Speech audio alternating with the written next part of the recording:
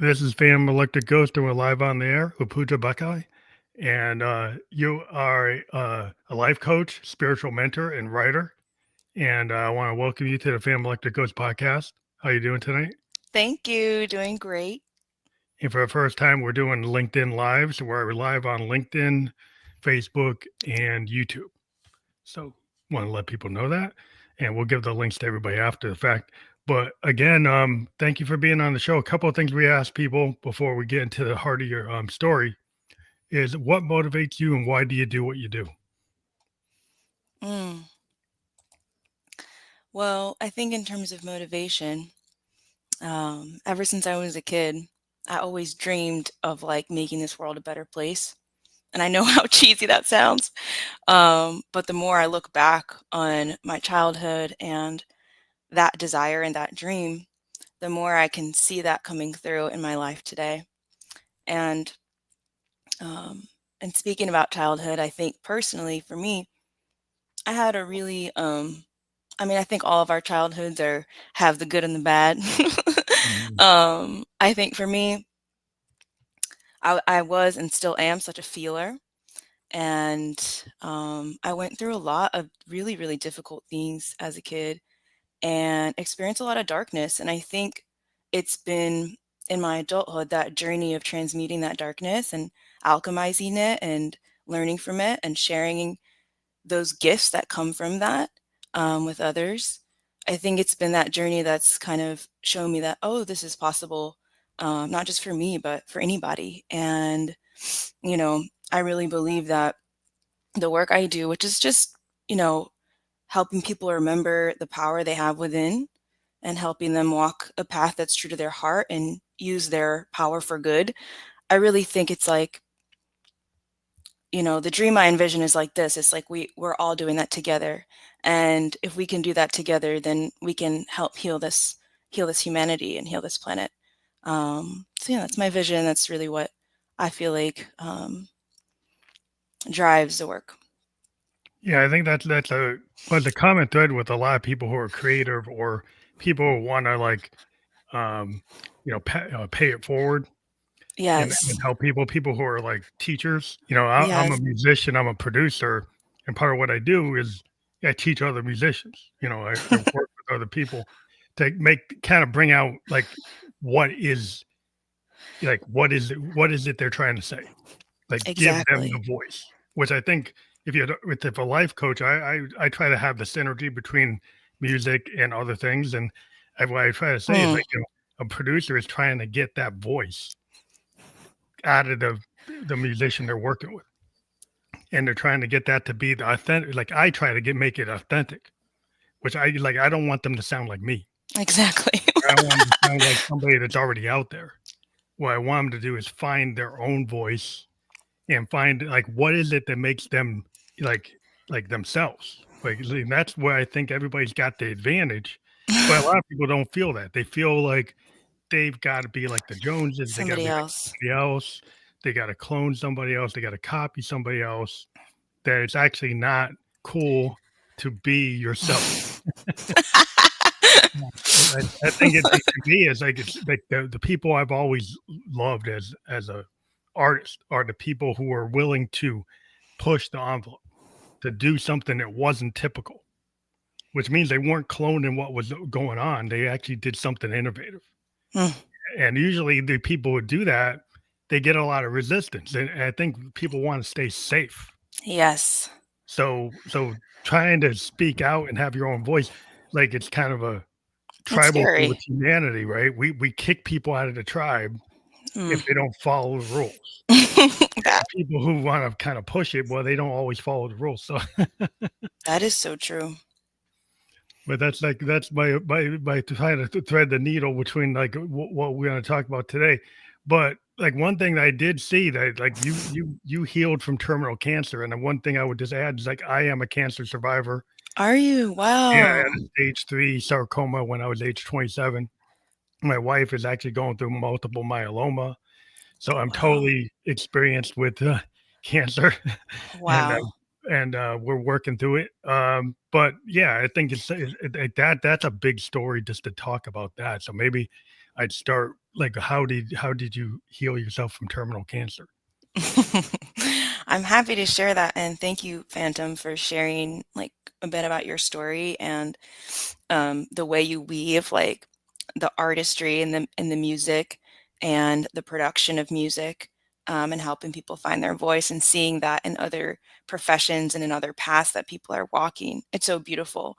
And before I get into the cancer piece, I will also add a plug that like I'm a musician too, and I've always loved music. Yes. And my music teachers have actually just always been my favorite teachers. And I think they were the OGs who really supported me to express what was inside.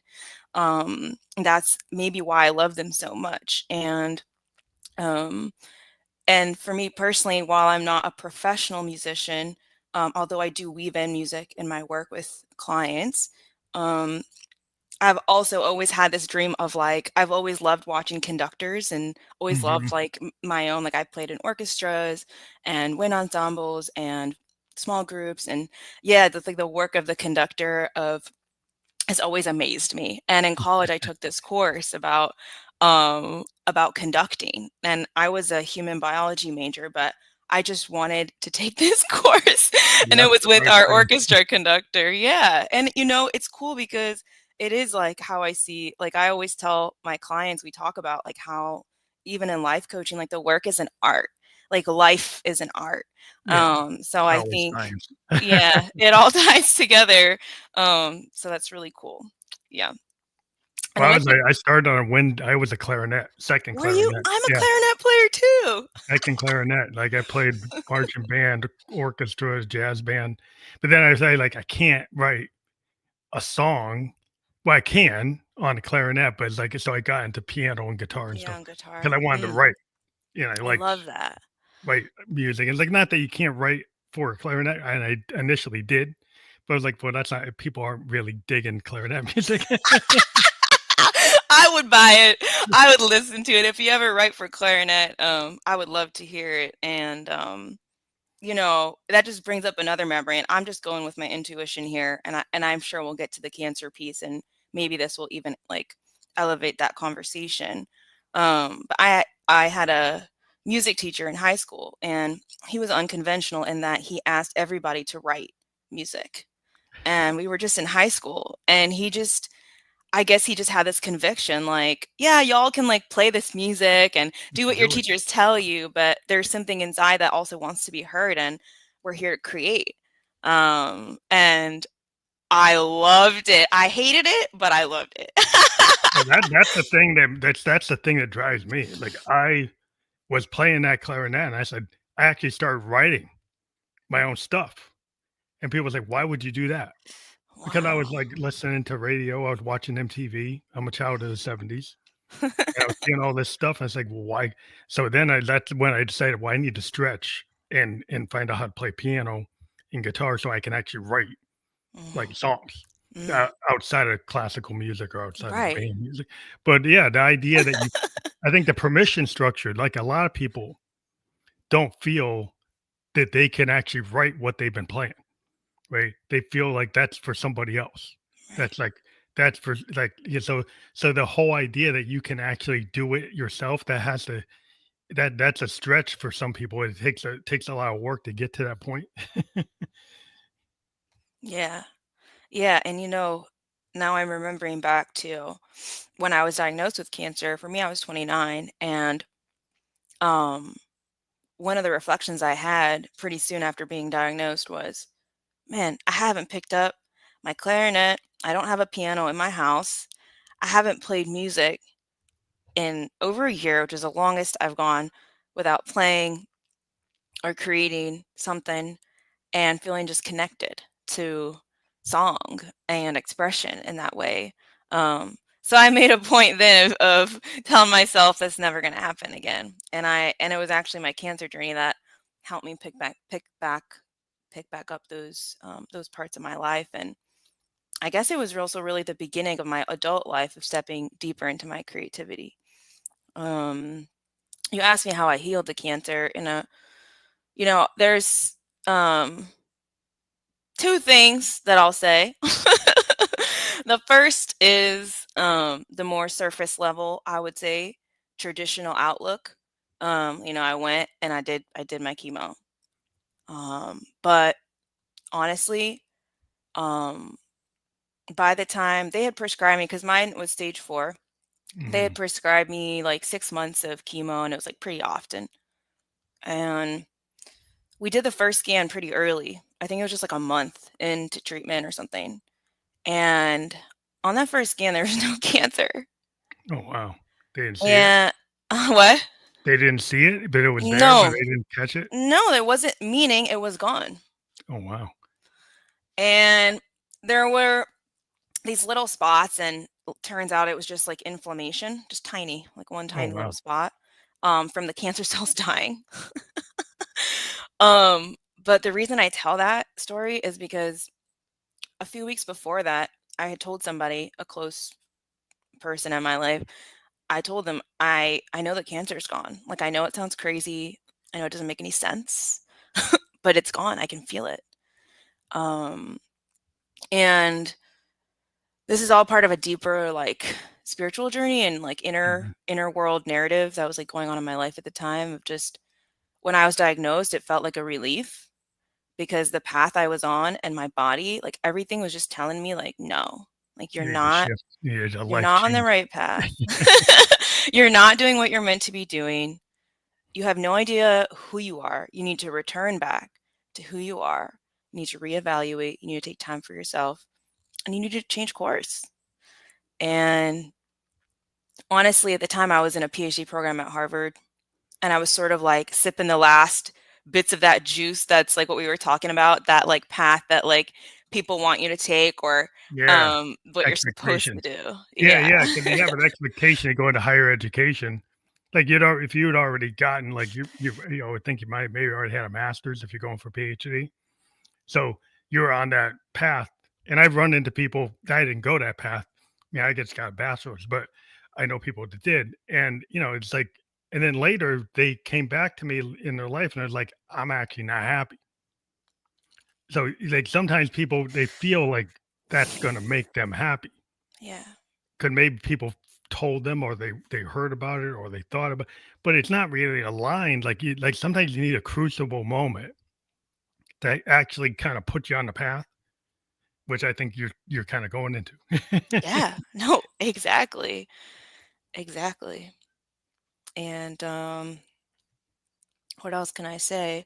So, baseline, that's where I was at with, okay, I got to change course. I got to listen to my body. My body's telling me something important. And intuitively, I also had this feeling that there was something greater, like a greater force, and unseen support, like from like realms or like beings that we can't necessarily see or aren't part of our three-dimensional reality. Mhm. Before my cancer diagnosis, I wasn't really like a spiritual person. And I know people define spiritual in a lot of different ways, so I don't Yeah, mean it's it a to lot of sound like different. a catch-all term. Yeah, yeah, there's a lot of different ways to feel it, like more intuitive or you're more indigenous feeling or more Eastern than Western, all kinds of things, but Exactly. For me, at the time, I just, I would have said before, like, if you had talked to me before the diagnosis or before that experience, I would have told you, like, if you'd asked me about my spirituality or my connection with God, I would have just said, like, I believe there's a greater force. I believe, like, we humans don't have every answer Mhm. at our fingertips, or we can't see everything or put all the evidence onto paper or explain everything away. However, I didn't feel a personal connection to that force, Mhm. you know? Yeah, yeah. And when I was diagnosed, it was like I just started noticing that force and like the in like the waves or like the rivers of my life. Mhm. You It's feel like, when the frequencies around because there's, like, what is seen, unseen, kinda like the vibe. yeah, Like, you can feel a vibe. Musicians, we feel vibes. yeah. A lot of times I feel like the muse, or I feel like Right, there's something I can channel. right, And I think artists tend to be a little intuitive because, like, right. we can get into flow state, and like a flow state type of artist, like I like getting into that in the moment. There's no bad note, there's an opportunity type of musician. And that's a different type of person where you have to trust in the Yeah, universe and in yourself. And so, exactly. and once you start realizing there's stuff out there, right? There's stuff inside and there's stuff outside, Stuff outside. and there's a merging. And I think intuitive people, we can pick up on it from the earth, from the animals, from people, from the scene, from a place, whatever. And you just, it's there. And people, I say, "Well, that's like foo foo," but it is what it is. Exactly. I couldn't have honestly have said it better. It's really cool to hear you describe it. I was getting chills while you were talking. Uh, it's just, yeah, I guess something about being near death opened me up to the possibility of like trusting something greater. It's like you have to sort of let go of control at that point, right? Yeah, letting go is the big thing. Yeah. And I think until then, I was hanging on for dear life. Yeah, And I so mean, it because was like that's how kind of you like a big joke. that's how you how you kinda change how you can actually survive in this world is a lot of people think it's like controlling things. It's actually when you let things be and kinda deal with, like, not trying to control every moment, but being in the present. So many people are thinking about the next moment, but they don't think about the moment they're in, or they don't handle the moment they're in because 'cause they're just trying to either tongue up in the past and then or they're thinking about the future and ignoring the present. And maybe it's like that piece about like the death as a teacher. Like I talk a lot about death as a teacher. I wrote this book of poetry after like my cancer diagnosis, and in there's a lot of stuff about like what the cancer taught me and then what death taught me. And yeah, it's like when you're confronted with death or when death just comes to your doorstep and you're just like, "Hello." It's like an Yeah, invitation to be present because you're not able to think about, or it's asking you not to think about what's going to happen like 10 years from now. Well, you're going to be dead. So let's try to just be now and yeah, see what you can learn, what how you can be. And yeah, after that a lot of times people would ask me like, what's your like secret, or like what do you like to do, or do yeah, the yeah. threat of do's, and I just be like nothing. I'm learning how to do nothing. Well, like times you have to be in the quiet. Like a lot of people don't get it. Like a musician, sometimes I have to get away from the noise. Like I'll go out. I live in New Hampshire. I just walk in the pines. Like walk in the big tall pines. We have these big forests, and people say, "Well, why aren't you just gonna sit at your piano?" It's like no. Sometimes like that's not gonna work. Yeah. Just sitting at the piano waiting for it to come, trying to force it. It's like it actually might be better to actually go out, mountain bike, get in a canoe, walk, hike, snowboard, do something else, and then let it come when it comes. Yeah. And if you don't stress about when it's gonna come, then it comes. I think people stress so much about things and they don't actually listen, you know. And there's a lot of things you can listen to, but we don't because we're always trying to focus. And our focus ends up being in places probably that we don't need to focus on. If you understand what I'm saying. Oh yeah, I'm with you, and it's so cool because mm, it reminds me what you're sharing reminds me of like a couple things. One is shortly after my cancer journey, I felt this call. Actually, I was a lot of these calls happened while out in nature. Like this might sound crazy, probably not to you, maybe to others, but I really felt like, oh, yeah, like these trees are talking to me, like these birds Mhm. are talking to me, or I'm hearing something, and I feel it, and it's not just that I feel it, like, oh yeah, like I feel it. It's like it moves me to tears, and it's like when you feel moved like that by a voice or a vision or whatever, it's like it's true for you in that moment. And There were a lot of moments like that, and these moments took me to some crazy places that I never thought I would go, and had me making these wild decisions, you know? Um, like after treatment, I moved out to San Diego from Boston where I was living. For some, I couldn't explain any of these things, but I just did them. And then after that, I moved to Mexico. And then after that, the moment by the tree had me crying about the Amazon rainforest. Then I was in the Amazon rainforest on indigenous land, and I met the love of my life there. Just Wow, crazy stuff. that's awesome. So you kind of followed the path, or Exactly. you Step let by the step. universe kind of get you out Guide. there in the world because the academia could get you stuck in the city, or you Yeah. could get stuck in the program, or stuck on in the canon and trying to satisfy the kind of constructs. And it's like but people might say, well, you're in the box. You might think you're not like you're maybe in a highly structured box, but you're still in a box. But it's like if you get outside the box and you start like I'm gonna be or you kind of go for a walkabout, I'm gonna go check out the planet because like I always tell people like we're like citizens of the planet. Every human being has a right to be on the planet because we're born from on planet Earth. Mm. Right, but there's people got these minds. It's like, oh, mine says, oh, you gotta stay in in your zone. We're all supposed to be on the planet. That's a radical concept for some people. It's like I guess they don't understand that, but Yeah, I mean, I think it's so cool that like obviously like that you're doing this show, and that we're talking about these things. This is the only way I feel like to like normalize these concepts, or invite people to who might be feeling like, ooh, I feel stuck. I don't like this box, and they're maybe feeling stuck, but they're just a little bit scared, or they don't know another way, or in their sphere they've never seen anybody else walk about, you know, do the yeah, it's walkabout. not safe. Well, people like they want safety, and safety can keep you in a toxic Stuck. workplace, a toxic relationship. It could keep you in something because it's like a codependency. It's like, oh, I know I'm gonna get paid, or I know what the rules are.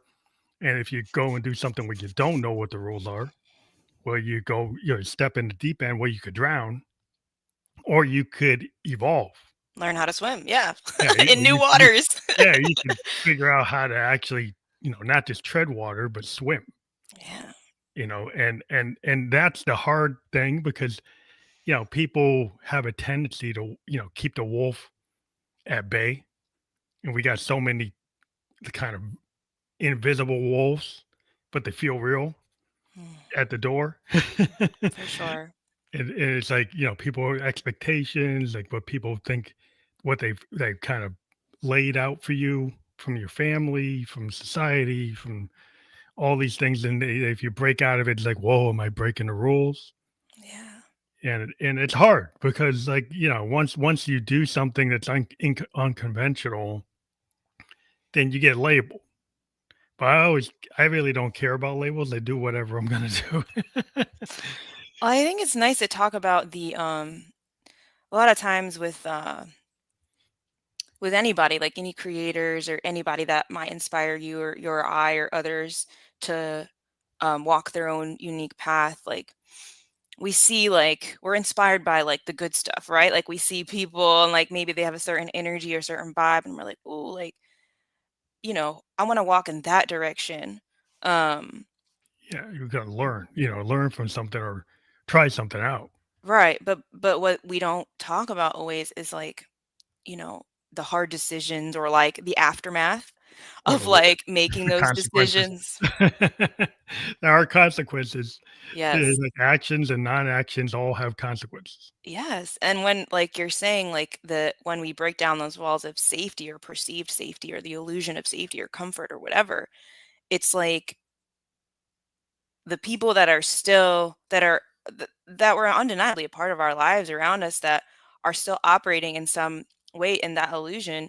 um when we break down those walls and we say we're gonna go over here, we're gonna try this or that, They're like, They think we're crazy. "What? You're People could so fall off, uncomfortable." they end up some Yeah, people will not be in your there's a orbit. lot of loss. You could lose people, you could gain people though, 'cause, like, the law of Of course. attraction Of tends to be course. like, if you're on a certain frequency, you're gonna have people, like, around you, like harmony. Like, in music, like, there's harmony, disharmony, dissonance, noise.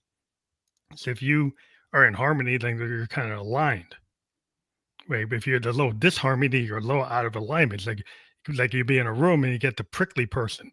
That's kinda like, well, there nobody's really dealing with them because 'cause they're hard to deal with. Versus the person who's, like, very, like, okay, well, everybody gets along with this person, it's kinda harmonious, is like you can, but then they could be a people pleaser, so they might not be exactly what you want, 'cause Mm, they might appear to be harmonious, but they're not. mm, So there's all kinds of degrees, and, like, you won't know unless you get out in the world right. and you try it, but, like, people are scared to take that step.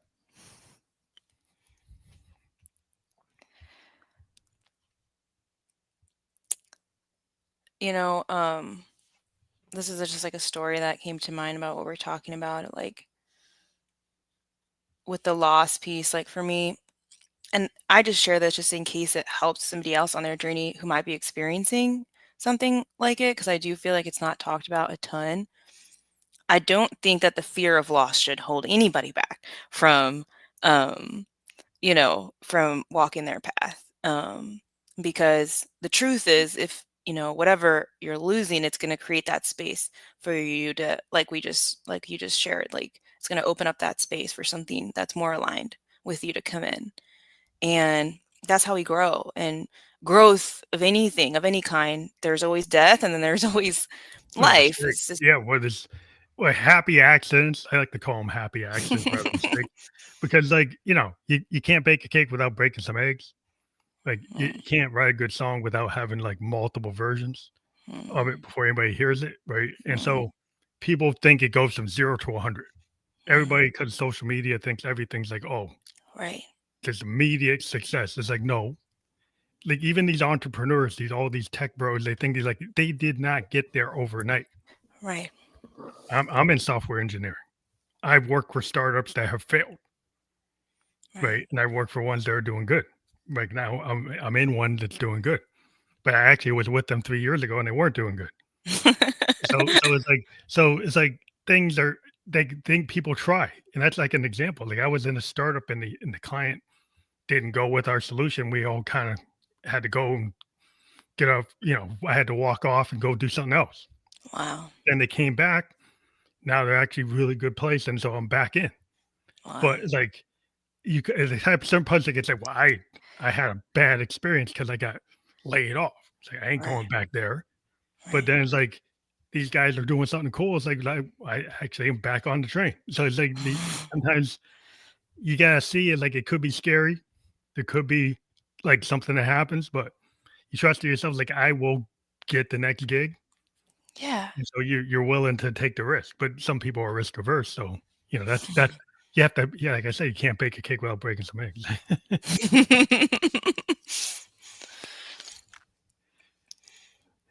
Yeah, my partner and I, we just got, the one that I met in the middle of a jungle. We just got married, and Congratulations. thank you. It was a big step for us because we both have been walking our unique paths. And we didn't have the family support that maybe other people do, or maybe that we thought we would before we Mhm. started making those decisions. And you know somebody asked me today, like I told them, I was like, yeah, our families weren't present in their in physical self form during our union. And they were like, so do they support you? I was like, well, they created us. They fed us. We went through some things with them. They taught us what the best they could, and you know, through that process, it's like we ended up together. Like whatever we experienced with them formed who we are today. Through that process, we were able to have the tools, obviously the things that make us uniquely us, We Mhm. combine all those things, we walk our paths, we met each other, we're doing it this way. And I told her like a lot of other people showed up for us. A lot Yeah, of so you other found your new tribe. What's the law of attraction Yeah, again? Like, exactly. sometimes So, things like, people want things to be kinda in this kind of idealized yeah, fashion. Everybody would love their mom and their grandma and their grandpa to be totally in on board, right. right? But it doesn't always happen. No, Sometimes, like, things happen where like, well, they're not on board, but you're your own person versus somebody that maybe is more aligned to a structure. right. But then later in life, they might not be happy because there's a price to pay every time. It's like you say, do you want, like, there's always like some level of friction in life because it's not perfect. Life is not perfect. It's like you're always trying to get to harmony, but there's always some disharmony and dissonance and noise. And you have to have a vision for what you want, Right. not what somebody else wants. And sometimes people want to be a people pleaser, right? And they want to be aligned to what their mom wants, what the dad wants, what the grandpa wants, what the boss wants. Versus like if you're doing 99% of what other people want and 1% of what you want, then eventually you're going to hit the crash point. Yeah. And I really did, and it's funny because, um, when I had the cancer, I had some ideas that, this is a physical manifestation of something deeper, something, emotional, spiritual, mental in my body that's living there. It's trying to tell me something. Um, I saw this friend of a friend who is of an indigenous community, like has indigenous lineage in North America, and he practices some forms of traditional medicine. And we just had one phone call. And in this phone call, he just said one thing to me. And it hit me so hard at the time. I had a hard time digesting it. Mhm. Consciously. It was like, oh no. But now I look back and I'm like, wow, it's so insightful.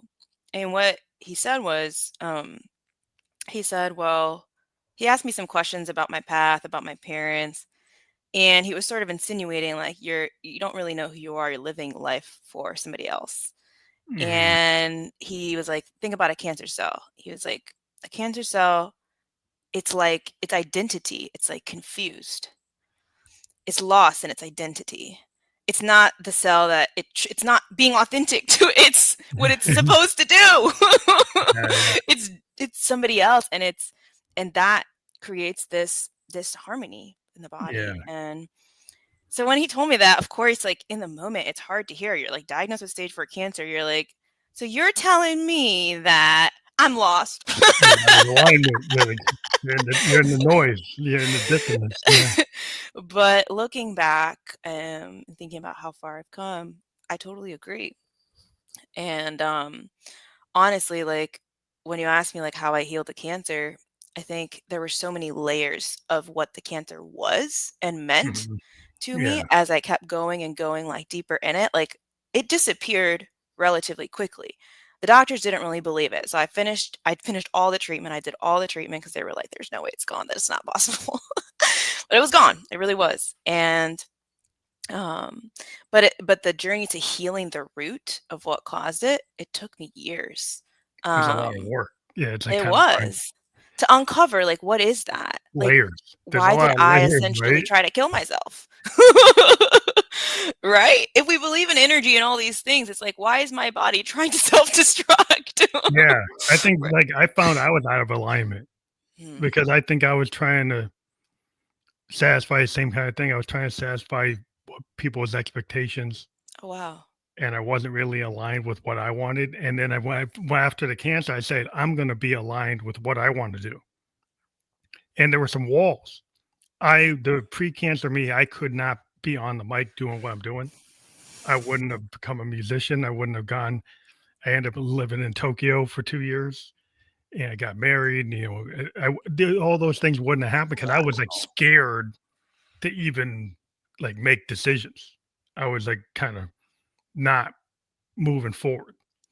at age 27, I was kind of really kind of like, I don't know, stunted. I didn't feel like I was growing. And then after the cancer, like all these things opened up.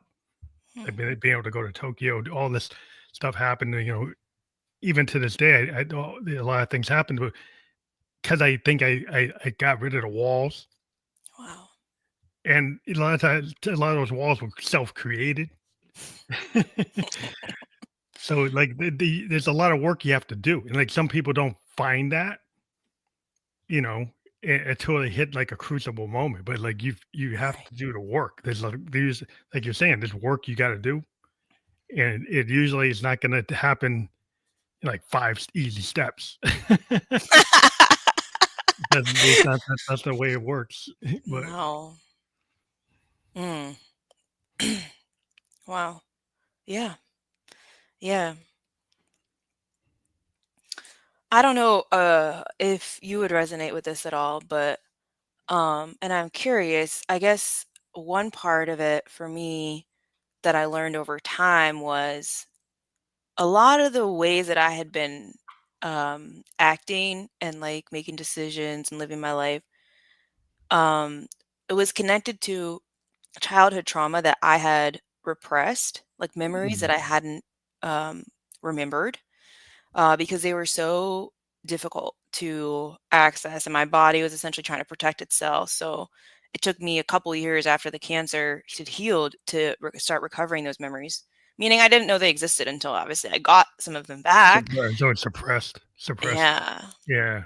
And then I realized, oh, that's why I was so scared to um live my truth. Oh, that's why I was so eager to please these folks and this and that. Oh, that's why I was so addicted to work and performance in this academic space and all these things. It really helped me understand more deeply like why I had all that pent up like energy, anger, resentment that was living in my body too.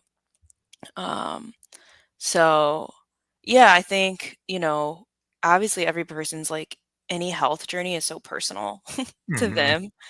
I remember like um reading one of like Louise Hay's books. Like she writes a lot on like healing. I think she's passed now, but healing and how the things in the body like correlate with other energies that might be living inside or with us. And she talks about her own story. I think she's a cancer survivor as well. She had ovarian cancer, I think.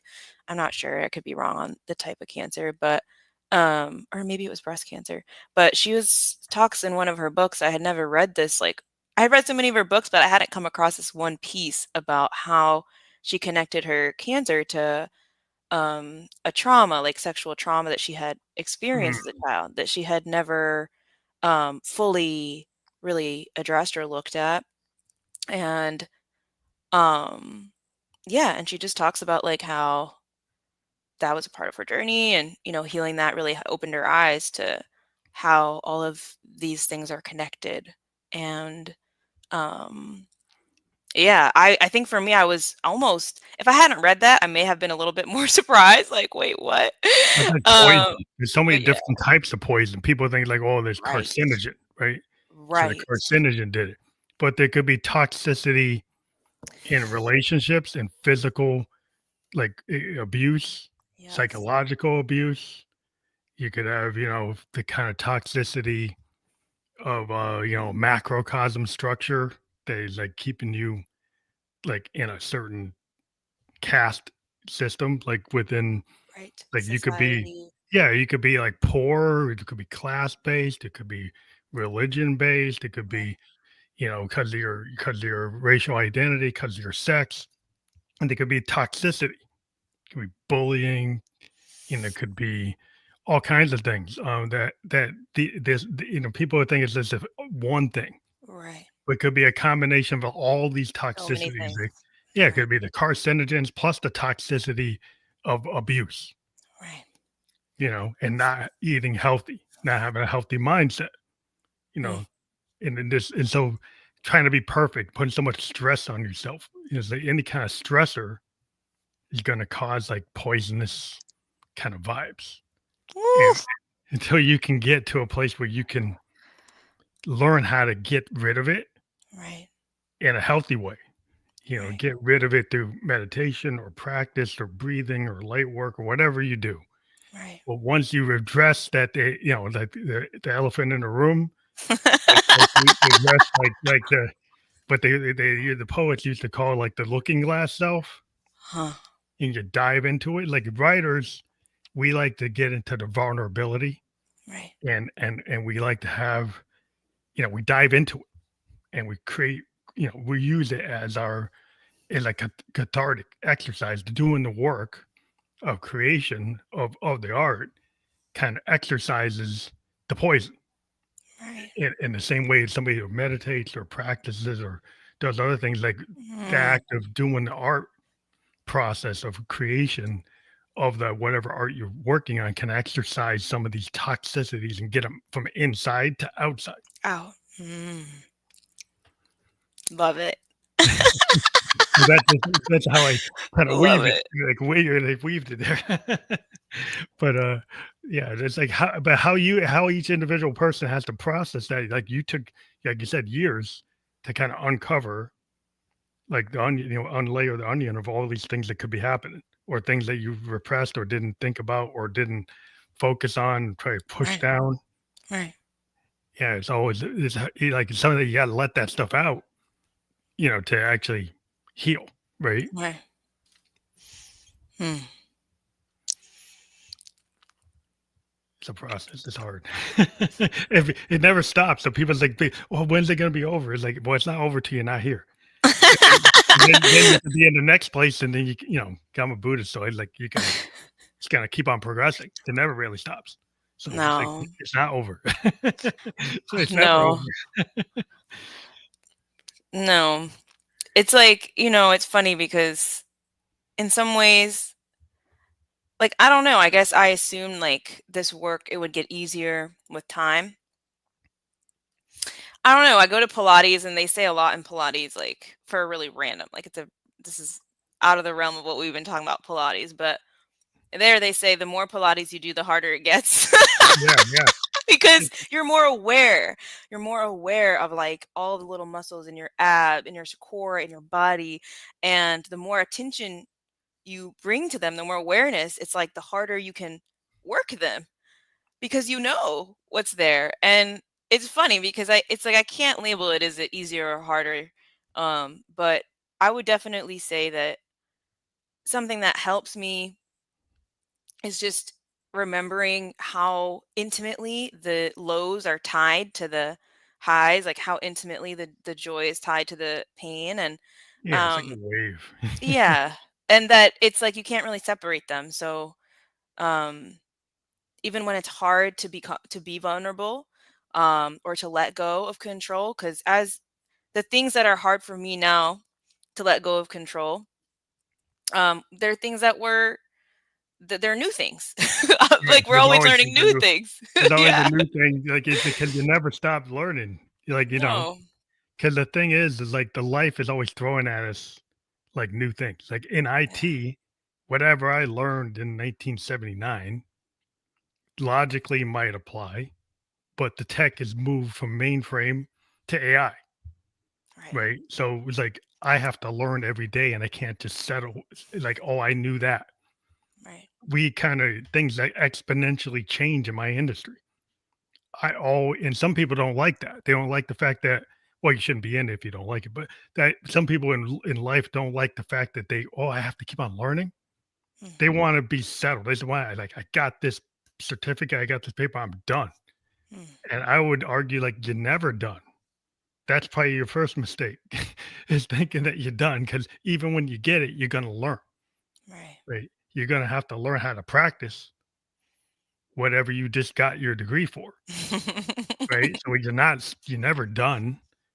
You're always until you can't learn, you're gonna always learn. Yeah. People are like, "When's it over?" It's like, "It's not over," but it's not. You shouldn't stress about it. No, That's it's an a opportunity. yeah, it's bringing in like that innate like curiosity, that childlike curiosity and zest, you know, for life, for new things, for just the unknown, you know. Yeah, It's because they, Yeah. because relationship, people want things to be a certain way, and then they get upset because they assume, it's like, I'm married, it's gonna be, oh, that's it. That's the solution. Mm, It's like, it opens up a whole door for a whole new set of things. Like, you got two people, two minds, and you're just like, oh, we're one. It's like, we're not exactly one. mhm. You're individuals. So, but you might be aligned, but some days you're not so aligned. Right? And so they like the idea that somehow it's gonna be magically aligned without having to do work every day. And I've been married for almost like 30 years. It's like it's work every day.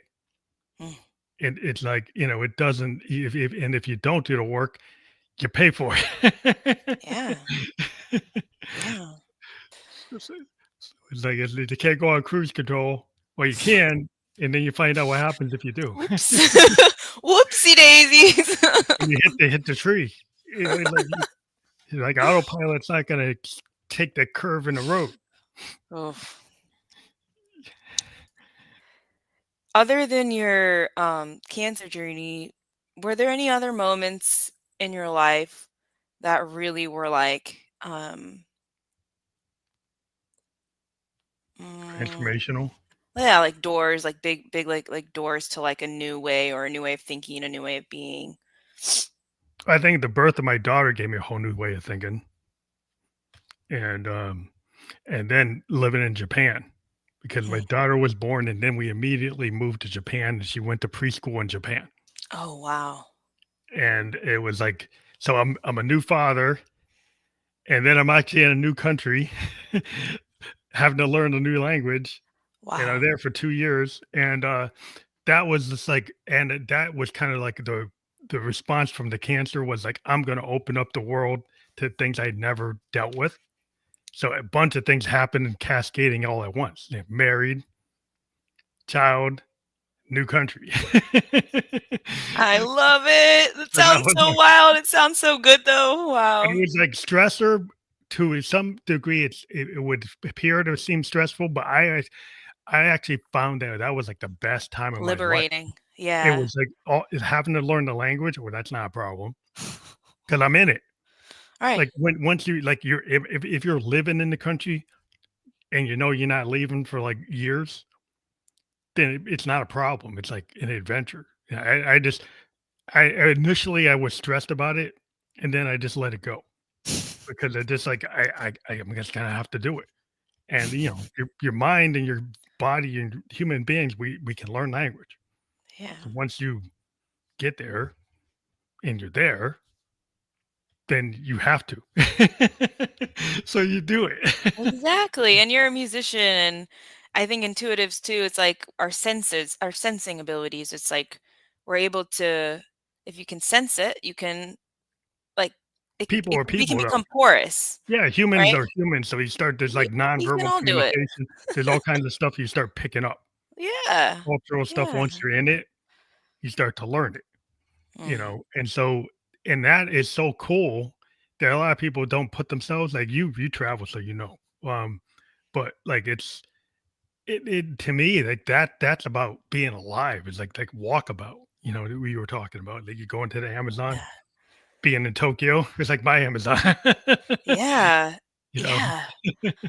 And that's really cool that you shared that because we've been considering. I don't know where the universe will take us, but it seems like we might have another stint outside of the country, and we are close. I think to the children's coming through. So it definitely is always inspiring to hear.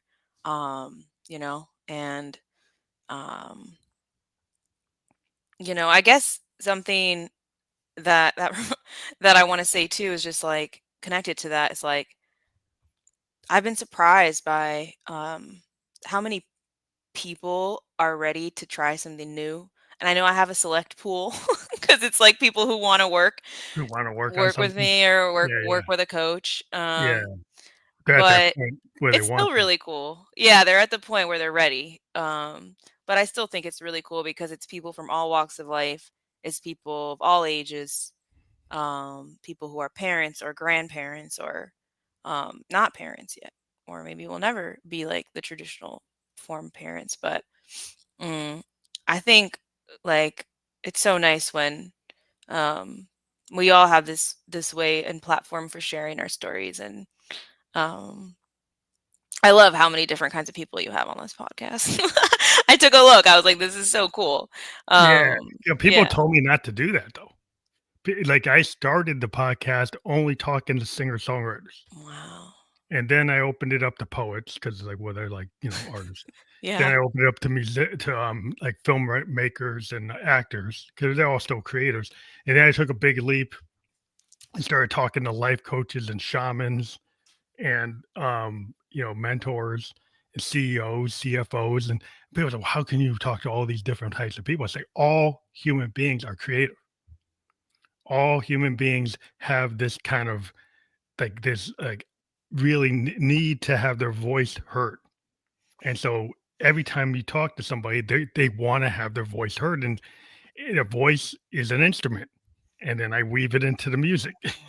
And Mm. so I found that, like, music is a universal kinda truth. It's a very, It is core sound, to, like, music. to Yes. all human beings. It's very tribal. Yes. And I think, like, once you get to that kinda really core voice, your voice is an instrument. Yeah. How you communicate can be musical. You Yeah. know, the way people talk sometimes Yeah. is like it has rhythmic patterns, can be soothing, can be jarring. And that's how you can weave things together. And it's like Mm. things can be expansive rather than being narrow. Oh, And if you have a mindset where you can be more expansive, then it's not a problem to what I'm doing. I But if your love mindset is this. closed-minded, then you say, "Well, he's too all over the place." I love that. That is so interesting because, um, part of why, like, I started with this title of like life coach, but I've always, in my practice and in my work, which is really just an expression, it's like an extension of, uh, like all of these different modalities um, of healing within me. It's really like the work that I do with others comes from that naturally, no? And Yeah. there's so many different modalities that have supported me in my healing and that I love. And so I do like you use music with clients. I do work with plant medicine with clients because that's what's helped me in my journey. And we aren't like for me, I never could with the labels and I never could with the boxes. And it's so freeing to really allow myself and ourselves to be multifaceted. Yeah, everybody's, like, has so many, you Gifts. know, gifts, and they always wanna just bring it down to, like, "I One am thing. X." Right. When you every day you have had different hats. Right. And so you're not just X, right? You're not just one thing, but everyone wants to pin you down like a LinkedIn thing. So Yeah, I'm a what are doc you? I'm a doctor, I'm an attorney, I'm an engineer. But I have to, I know a lot of engineers that play rock music, that play jazz Right. music, play punk music, they're painters. Like, do they really say that I'm only an actuary? I'm only like an accountant? Like, no. Like most people have many, many roles in their Yeah. lives. And when you're able to take some of the left brain, right brain and mix them, Yes. companies now say, "Oh, we want that." But then you don't encourage that. Right. So they go and discourage, they want people to think out of the box and then they put them in a box. Like, well, how are you gonna get somebody to really be, out of the box, and you tell them they gotta come in No, but you and have to do be it in this way. live in a box. Like, Yeah. they're not gonna be out of the box when you force them into the box. Mm. It's kinda Yeah. I know. I was thinking the other day, I was like, do I think I could do this if I didn't have my own business? So I didn't have the freedom to do it, you know, to follow the creative impulses or the new ideas or let's today, like instead of doing the session this way, let's do a that intuitive reading or let's do some movement, some dance. Let's make a soundtrack. Let's move to it or whatever. It's like, do I really think I could do this if I was working for somebody or at least in an institution? Not really. Yeah, they put Not so many really. roles, and that's the thing is, like, people are starting like, "Well, I want people to have customized experiences," but then they wanna, "Oh, I wanna have a formula." Right. You can't really have a customized experience if you're gonna create the formula, you know? It's not that it's gotta be one or the other, it's like, you can have like a jazz musician, I have patterns for a song. Right, Fusion jazz musician, I have a structure for a song. right, But if I play that song and we somebody plays a chord that I didn't expect, doesn't mean it's over. I actually will go and match to it, right, which means I'm not wedded to it, which means I don't have to stay within that structure. I can go off and I can come back in, right. and it can be different, and it can have some familiarity, but it doesn't have the exact note for note. And that's kind of our capability of a human being. But people want it to be like Mm. Bach or Beethoven, it's a totally classical structured To the to the T. T. Yeah. And even then, when you have a conductor, they would interpret that piece and give it a different focus and change the legato and the legato and they change the crescendo and they change the focus and Tempo, maybe everything, this it's about change it, expression. but yeah, Yeah, it'll make choices. right. So there's always choices. But Mm, then people say, "Why do you want to narrow the choices?" Like, no, that's why we're humans. Like, we have a lot of choices. We have the ability to think on our feet. That's why the AI is never going to take over. here, You know, here. we can think on our feet and we can do something that actually fits, not just something that satisfies you and Mm, gives you a hallucination like AI can do. But mm. I won't go on that rage there because I'm an IT guy, but I don't think you should use every tool just because you have it. You should do use a tool if it fits what you're trying to do. Right, And some people try to force tools into places where they shouldn't be used, right. and that's kind of where we're living in right now. People kind of using it when you don't need to use it, Yeah, or you no, could use something else. it's important, and it's also important to remember, like, what is sacred? Like, what are things that shouldn't ever be touched? What is it about humanity or our hearts or our spirits or, like, a vibe that really deserves to be protected Yeah, and cared for creativity. and nourished? Yeah. Like Otherwise like a real actor. You're telling me you wanted to use an AI image of an actor and like fake his voice and then not pay him and not have him actually present his craft, which is how he moves his hands, his nonverbal. If you look at an actor, it's not just how they do the dialogue, it's how they move their face, it's what they don't say, right, it's how they blink their eyes. There's all these things that they bring to the character that's their own interpretation. right, That's a very human. They're pulling their pain, they're pulling their laughter, they're pulling their experiences and putting it into the moment. And that can't be what a machine does, except whatever machine library learned, but it's not that person's experience because it didn't learn that person's life. right, So that's what people miss if you think AI can replace the human. right, Then you get something very superficial, no depth, no heart, no soul. right. Their version of authenticity, is maybe different than the human version of Yes, authenticity. whatever the machine knows. And that's what it knows. Their And it will experience. present it. But I don't know if it's what I really want to see. That's the thing. Like you can create something. And then the problem is that, like the people who sell stuff is like, well, I created it, but is it actually worth viewing or listening to or looking at? Mm, Just because you created a product doesn't mean I got to buy it. Because you actually made it a product instead of something that's actually worth something.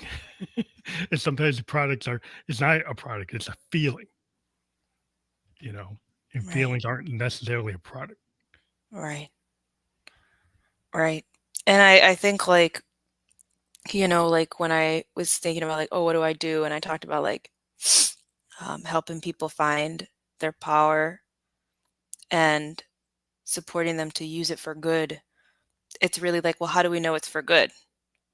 And to me, it's like that's something only really like, let's say I say I want to do X, whatever it Yeah, is. I want to invent this thing, or like I want to do this thing. It's like for me, it's like I would have to do that work. It's like only I can really know if it's for good. If I have to do the work of tuning into my heart. your intuition. Yeah, your Yeah, feeling. and yeah, and you have to really see, and um that's not something we're taught to do, but um I think with our with this work, with any challenge that comes our way, and then we have to rely on our intuition, and then we slowly build that trust with it, and we learn to trust it, and over time it gets stronger and stronger, and um you know, all that stuff. It's important to come back to the heart, you Yeah, know. heart and soul is like So it's not exactly. exactly commodities. No. You know, that people want to price it. You know, we live in a world with all the tech bros that are trying to price like feelings, saying that the tech can replace an artist, can replace a writer, an art, poet, an actor, a painter, a musician. Well, they have a reason because if you have the AI created token charges and they get paid for the work. Mm. So it's not exactly that they don't have a reason. They want to make money.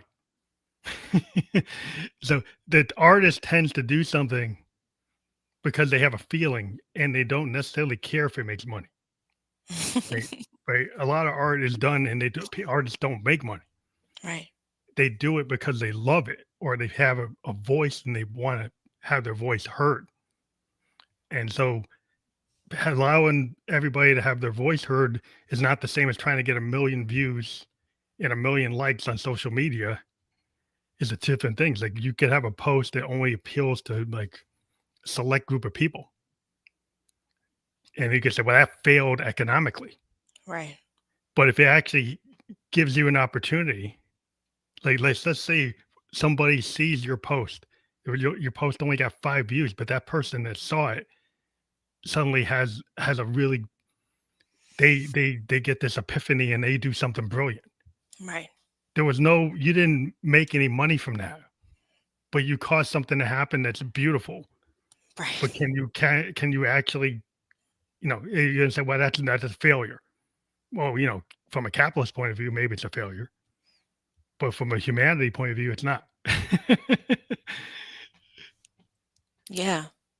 Yeah, and I what was coming to mind for me when you were talking, I know we're at time, is just like um depth. Like it's not just the number quantity focused. It's like